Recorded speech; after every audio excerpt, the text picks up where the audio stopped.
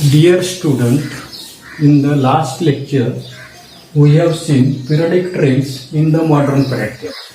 विद्यार्थी मित्रांनो, मागच्या 2 तासापासून आपण त्या ठिकाणी आधुनिक आवर्त सारणी जी आहे तर त्याच्यामधले कल जे आहे तर ते कल त्या ठिकाणी पाहतोय. त्याच्यामधलं पहिलं आपण पाहिलं होतं की व्हॅलन्सी, संयुजा. त्याच्यानंतर आपण पाहिलं ॲटॉमिक साईज, अणुत्रिज्या. अणुत्रिज्याच्या बाबतीमध्ये आपण पाहिलं होतं की ॲटॉमिक रेडियस म्हणजे काय, तर त्या ठिकाणी असतं जे काही distance between the nucleus of the atom and its outermost shell. म्हणजे तो असणारे जे काही अणू जे आहेत तर त्या अणूचं असणारं जे काही केंद्र आणि त्याचे असणारं जे काही बाह्यतम कक्षा याच्यामधले असणारं जे काही अंतर जे आहे तर त्या अंतराला आपण त्या ठिकाणी अणुत्रिज्या त्या ठिकाणी म्हणतात. याच्यामध्ये आपण त्या ठिकाणी पाहिले 2 त्या ठिकाणी ब्रेन पॉवर जे आहे तर ते ब्रेन पॉवर आपण त्या ठिकाणी वापरले. तर आपल्या असं लक्षात येतं नसतंय की atomic radius goes on increasing while going from left to right within a plate. आवर्त जे आहे तर त्या आवर्तामध्ये डावीकडून उजवीकडे जात असताना अणुत्रिज्या जे आहे तर त्या अणुत्रिज्या काय दिसते, वाढत जाताना दिसते. याच्या उलट आपण पाहिलंय की while going down in A group the atomic size goes on increase. तर असणारा जो काही ग्रुप जो आहे तर त्या ग्रुपमध्ये वरून खाली जात असताना असणारी काय अणुत्रिज्या जी आहे तर ती अणुत्रिज्या काय होताना दिसते तर त्या ठिकाणी ती वाढत जाताना दिसते. याच्यानंतरचं तिसरं आपल्याला पिरियडिक ट्रेंड पाहायचं आहे, मेटॅलिक नॉन मेटॅलिक कॅरेट. तिसरा ट्रेंड काय दिलेला आपल्याला, मेटॅलिक नॉन मेटॅलिक कॅरेट. आता मेटॅलिक म्हणजे काय, धातू, अधातूंचे असणारे काही गुणधर्म. याच्या अगोदर आपल्याला पुन्हा यूज युअर ब्रेन पॉवर त्या ठिकाणी म्हटले की look at the element of the third period, classify them into metals and non metals. तिसरं आवर्त जे आहे तर त्या तिसऱ्या आवर्तातील मूलद्रव्य त्या ठिकाणी आपल्याला पाहायला सांगितले आणि त्याचं असणारं जे काही धातू आणि अधातूमध्ये काय करायचं सांगितलं आपल्याला, वर्गीकरण जे आहे तर ते वर्गीकरण त्या ठिकाणी करायचं. आता सर्वसाधारणपणे पान नंबर 23 वर असणारा जे काही तिसरा आवर्त जे आहे तर त्या तिसऱ्या आवर्तामध्ये कोणकोणती त्या ठिकाणी एलिमेंट्स आहेत ती पहिल्यांदा मी त्या ठिकाणी लिहितो. ही थर्ड रो, त्याला आपण काय म्हणणार आहे, थर्ड पिरियड.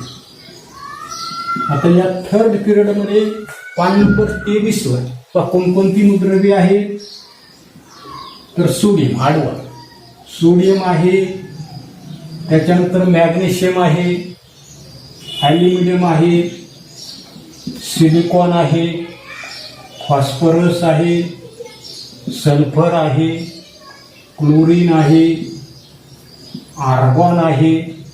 बरोबर, अशा प्रकारची त्या ठिकाणी पिरियड नंबर 3 मध्ये मॉडर्न पिरियड टेबलमध्ये त्या ठिकाणी अशा प्रकारची एलिमेंट्स त्या ठिकाणी. आता याच्यामध्ये पुढे काय सांगितलं आपल्याला, classify them into metals and non metals. तर याच्यापैकी मेटल्स असणारी कोणकोणती, मेटल्स असणारी पहिलं आपल्याला सांगता येईल सोडियम आहे, बरोबर आहे, त्याच्यानंतर मॅग्नेशियम आहे, त्याच्यानंतर आपल्याला सांगता येईल ॲल्युमिनियम आहे. अशा प्रकारची 3 त्या ठिकाणी काय आहेत तर त्या ठिकाणी मेटल्स आहेत. त्याच्यानंतर नॉन मेटल मध्ये, नॉन मेटलचा जर आपण विचार केला तर त्या नॉन मेटलमध्ये आपल्याला काय सांगता येईल तर फॉस्फरस, सल्फर, क्लोरीन, आर्गॉन ह्या ठिकाणी सांगता येईल. आणि राहिले सिलिकॉन, हे काय आपल्याला या ठिकाणी विचारलं नाही आणि ते काय आहे तर त्या ठिकाणी मेटॅलॉइड त्या ठिकाणी. सिलिकॉन जे आहे तर ते काय आहे, मेटॅलॉइड त्या ठिकाणी येते. आता पुढे आता दुसरा प्रश्न आहे की on which side of the period are the metal left or right. धातू आवर्त सारणीच्या कोणत्या बाजूला आहेत, डावीला की उजव्या, डाव्या बाजूला आहेत की उजव्या बाजूला आहेत. आता मॉडर्न पिरियड टेबल पान नंबर 23 वरचा तुम्ही पहा की left sides of the periods are the metal. जी आधुनिक आवर्त सारणी जी आहेत तर तिच्यामध्ये आपल्याला हे जे असणारे जे काही मेटल जे आहे तर ते मेटलची जे असणारे जे काही पिरियड्स जे आहेत, कोणता पिरियड आहे तर थर्ड पिरियड आहे, तर त्याच्या डाव्या बाजूला त्या ठिकाणी थर्ड क्वेश्चन आहे, on which side of the period did you find the non metal. अधातू जे आहे तर ते अधातू आवर्त सारणीच्या कोणत्या बाजूला त्या ठिकाणी आढळतात, तर right side of the period are the non metal. की आवर्त सारणी जी आहे तर त्या आवर्त सारणीच्या उजव्या बाजूला आपल्याला त्या ठिकाणी नॉन मेटल जे आहे तर ते नॉन मेटल त्या ठिकाणी आढळून येतात. याच्यानंतर पुढे पेज नंबर 26 वर, it is seen that metallic elements like sodium magnesium are toward the left.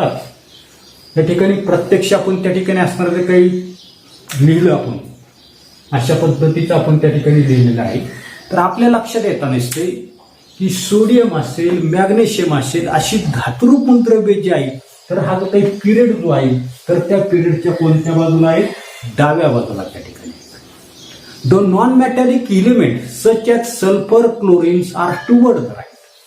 तर सर्वसाधारणपणे अधातू अशा प्रकारचे असणारे जे काही सल्फर असेल, क्लोरीन असेल, आर्गॉन असेल, ही जी काही अधातू जे आहे तर ते अधातू हा जो काही पिरियड जो आहे तर त्या पिरियडच्या कोणत्या बाजूला आहे, उजव्या बाजूला त्या ठिकाणी. The metalloid element silicon lies in between the these two type.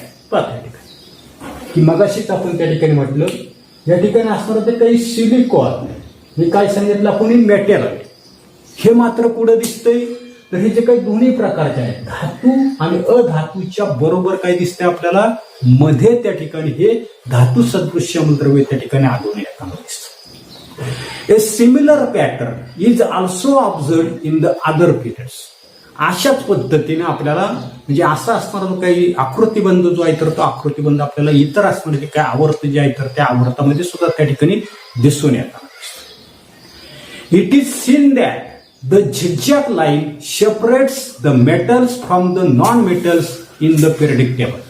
आता पान नंबर 23 वर किंवा ठिकाणी पुस्तकामध्ये पान नंबर 26 वर तुम्हाला एक त्या ठिकाणी अशा प्रकारची नागमोडी रेषा जी आहे तर ती नागमोडी रेषा त्या ठिकाणी दाखवली. त्याच्यामध्ये ती नागमोडी रेषा काय करते, धातू आणि अधातूंना त्या ठिकाणी वेगवेगळं करताना आपल्याला त्या ठिकाणी दिसते. काय दिसतंय पुढे, elements appear to have arranged in such a way that the metals are on the left side of the line and non-metals on the right side and metallites are along the border line of this line. ही जी काही नागमोडी रेषा त्या ठिकाणी पान number 26 वर त्या ठिकाणी दाखवलेली किंवा तुम्हाला त्या ठिकाणी मॉडर्न पिरियड टेबल पाहिजे असेल तर पान नंबर 23 वर त्या ठिकाणी दिलेले आहे. तर आपल्या असं लक्षात येत नसतं की जी काही नागमोडी रेषा जी आहे तर त्या नागमोडी रेषेच्या डाव्या बाजूला धातू आहे, उजव्या बाजूला कोणते आहेत तर अधातू आहेत. आणि या रेषेच्या किनारीनं आपल्याला त्या ठिकाणी धातू सदृश्य मूलद्रव्यांची मांडणी त्या ठिकाणी झालेली आपल्याला त्या ठिकाणी आढळून येताना दिसते. How did this happen. आता हे कशामुळे झालं तर ते आपल्याला पाहिजे पहा की let's compare the characteristics chemical properties of metals and non metals. मग आता धातू आणि अधातूंची वैशिष्ट्यपूर्ण अशा प्रकारचे जे काही रासायनिक गुणधर्म जे आहेत तर त्या रासायनिक गुणधर्माची तुलना आपल्याला त्या ठिकाणी करावी लागते. It is seen from the chemical formulae of the simple ionic compound that the cation in them is formed from a metal while the anion from a non metal. बरं, साध्या अशा प्रकारचे आयनिक संयुग जे आहेत तर त्या आयनिक संयुगाचे असणारे जे काही रासायनिक सूत्र जे आहे तर त्या रासायनिक सूत्रावरून आपल्याला काय लक्षात येतं नसतं तर त्यांच्यामधला असणारा जो काही धनायन जो आहे त्याला आपण काय म्हटलेलं आहे सर्वसाधारणपणे कॅटायन. हा जो काही धनायन जो आहे तर तो धनायन त्या ठिकाणी धातूपासून तर असणारा जो काही ऋणायन ज्याला आपण त्या ठिकाणी काय म्हटलेलं आहे की सर्वसाधारणपणे पहा एक आहे तर त्या ठिकाणी कॅटायन आणि दुसरा आहे तर त्या ठिकाणी ऍनायन. म्हणजे आपल्या लक्षात येतं नसतं की धनायन जो आहे तर तो धनायन त्या ठिकाणी धातूपासून तर ऍनायन म्हणजे ऋणायन जो आहे तर तो ऋणायन मात्र काय झालेला आहे अधातू जे आहे तर त्या अधातूंपासून त्या ठिकाणी बनले. From this it is understood that metal have a tendency to form a cation by losing its valence electron. and this property is called the electropositivity of the element. आता काय की धातूच्या अणूची त्या ठिकाणी प्रवृत्ती जी आहे तर ते स्वतःचे संयोजी इलेक्ट्रॉन गमावून धनायन बांधण्याची त्या ठिकाणी असते आणि यालाच त्या ठिकाणी आपण काय म्हणतोय मूलद्रव्याची विद्युत धनता त्या ठिकाणी म्हणतो त्याला म्हटलेलं इलेक्ट्रोपॉझिटिव्हिटी. उदाहरणार्थ सोडियम आहे. सोडियम इलेक्ट्रॉनिक कॉन्फिगरेशन 281 हा काय करता दिसतोय त्याच्या बाह्यतम कक्षेमध्ये असणारे ते काही इलेक्ट्रॉन जे आहे तर ते इलेक्ट्रॉन त्या ठिकाणी लूज करतो गमावतो आणि गमावून काय होता दिसतोय तर त्याच्यावर त्या ठिकाणी धनायन जे आहे तर ते धनायन त्या ठिकाणी तयार होतात आणि यालाच आपण काय म्हटलेले मूलद्रव्याची विद्युत धनता त्या ठिकाणी. मराठी शब्द आहे पा धनता, घनता नाही म्हणत काय म्हणतोय धनता त्या ठिकाणी म्हणतो त्याला आपण इलेक्ट्रोपॉझिटिव्हिटी त्या ठिकाणी म्हणतो. On the other hand an atom of the non-metal has the tendency to form an anion by accepting electron from the outside into its valence shell. याच्या उलट आपण त्या ठिकाणी पाहिलेले की सर्वसाधारणपणे असणारे जे काही अधातू जे आहे तर ते अधातूंच्या अणूंची प्रवृत्ती काय असते तर बाहेरून असणारे जे काही इलेक्ट्रॉन जे आहे तर ते इलेक्ट्रॉन काय करतात संयोजी कक्षामध्ये स्वीकारून ऋणायन बनण्याची त्या ठिकाणी असते. उदाहरणार्थ त्या ठिकाणी आपण पहा क्लोरीन त्या ठिकाणी काय इलेक्ट्रॉनिक कॉन्फिगरेशन 287 हा काय करता दिसतोय बाहेरून एक इलेक्ट्रॉन त्या ठिकाणी येत संयोजक कक्षामध्ये आणि त्याच्यावर काय होता दिसतोय अशा प्रकारचा ऋण प्रभार जो आहे तर तो ऋण प्रभार त्या ठिकाणी तयार होताना दिसतो. बरोबर. पुढे पाहता we have already seen that ions have a stable electronic configuration of the noble gases. मागे आपण त्या ठिकाणी पाहिलंय काय पाहिलंय की आपल्या लक्षात येताना दिसतंय की आयन जे आहे तर त्या आयनांना राजवायूचं इलेक्ट्रॉन स्वरूपण त्या ठिकाणी प्राप्त होतं. याने जर एक इलेक्ट्रॉन जर त्या ठिकाणी जर स्वीकारला तर 288 जी किती झाली 18 जी कशाची झाली तर त्या ठिकाणी ॲटॉमिक नंबर कशाचा आहे आर्गॉनचा आहे. म्हणजे राजवायू जे आहे तर त्या राजवायूची इलेक्ट्रॉन स्वरूपण जे आहे तर ते त्याला त्या ठिकाणी मिळताना त्या ठिकाणी दिसतं. How is the stability ability to lose or accept electron in the valence shell determined. आणि म्हणून या ठिकाणी कोणत्याही अणूतील काय सांगितलेले की याच्यावरून आपल्या लक्षात येत नसते की संयोजी कवचातील असणारे जे काही इलेक्ट्रॉन गमवण्याची किंवा संयोजी कवचातील इलेक्ट्रॉन जे आहे तर ते इलेक्ट्रॉन स्वीकारण्याची अणूची क्षमता त्या ठिकाणी कशी ठरते ते आपल्याला पाहायचंय. आता पुढे की all the electrons in any atom are held by the attractive force exerted on them by the positively charge nucleus. कोणत्याही अणूतील सर्व इलेक्ट्रॉन हे त्याच्यावर असणाऱ्या काही धनप्रभारी केंद्रकामुळे प्रयुक्त होणाऱ्या आकर्षण बलामुळे अणू जे आहे तर त्या अणूमध्ये त्या ठिकाणी धरून त्या ठिकाणी ठेवलेले त्या ठिकाणी असतात. Electrons in the innermost shell lie in between the valence shell and the nucleus. पुढे काय सांगितलं आपल्याला तर सर्वसाधारणपणे आपल्या लक्षात येताना दिसते की संयोजी इलेक्ट्रॉनवर असणारे जे काही आकर्षण बल प्रयुक्त करणारी परिणामी केंद्रकीय प्रभार जो आहे तर हा मूळच्या केंद्रकीय प्रभारापेक्षा कसा असतो थोडासा त्या ठिकाणी कमी त्या ठिकाणी असतो. तेच आपल्याला पुढे त्या ठिकाणी सांगितले पहा की because of their presence in the effective nuclear charge exerting and attractive force on the valence electron is somewhat less than the actual nuclear charge. आता काय सांगितले की संयोजी कवचातील इलेक्ट्रॉन व अणुकेंद्र यांच्या दरम्यान आतील कवचातील इलेक्ट्रॉन मध्ये त्या ठिकाणी असतात आणि त्याच्यामुळे संयोजी इलेक्ट्रॉनवर आकर्षण बल प्रयुक्त करणारी परिणामी केंद्रकीय प्रभार काय असतो मूळच्या केंद्रकीय प्रभारापेक्षा थोडासा त्या ठिकाणी कमी त्या ठिकाणी असतो. बरोबर. पाहता पुढे दस the number of the valence electron in metal is small. आणि म्हणून त्या ठिकाणी आपल्या लक्षात येताना दिसते की धातू जे आहे तर त्या धातूमध्ये असताना ते काही संयोजी इलेक्ट्रॉनची संख्या जी आहे तर ती 1 ते 3च त्या ठिकाणी असते. उदाहरणार्थ पाहता या ठिकाणी सोडियम आहे 2 281. त्याच्यानंतर मॅग्नेशियमचा विचार केला 282. ॲल्युमिनियमचा विचार केला 283. संयुजा इलेक्ट्रॉन याच्यामध्ये 1, याच्यामध्ये 2, याच्यामध्ये किती 3, म्हणजे 1 ते 3 इथपर्यंतच त्या ठिकाणी धातूंमध्ये संयुजा इलेक्ट्रॉन जे आहे तर ते संयुजा इलेक्ट्रॉन त्या ठिकाणी असतात. Also the effective nuclear charge exerting attractive force on the valence electron is small. आणि याच्यामुळे काय होतं नसते, संयुजा इलेक्ट्रॉन जे आहे तर त्या संयुजा इलेक्ट्रॉनवर प्रयुक्त होणारं परिणामी केंद्रकीय प्रभार जो आहे तर तो सुद्धा याच्यावर कसं असतं तर त्या ठिकाणी कमी त्या ठिकाणी असतं. As A combine effect of these two factors, metals have the tendency to lose the valence electron to form the cations having a stable noble gas configuration. आणि याच्यामुळे काय होतं नसते, या दोन्ही घटकांचा एकत्रित परिणाम म्हणून धातू जे आहे तर त्या धातूमध्ये संयुजा इलेक्ट्रॉन जे आहे तर ते संयुजा इलेक्ट्रॉन गमावले जातात, दुसऱ्याला त्या ठिकाणी देऊन राजवायूचं स्वरूपण असलेली धनायन बनण्याची प्रवृत्ती त्या ठिकाणी या ठिकाणी 10 आहे. अशा पद्धतीचं राजवायू म्हणजे निवान जे आहे तर त्या निवानची इलेक्ट्रॉनिक कॉन्फिगरेशन त्या ठिकाणी त्यांना प्राप्त होताना दिसते आणि याच्यामुळे त्याचे काय होताना दिसतात, धनायन बनण्याची प्रवृत्ती त्या ठिकाणी असते.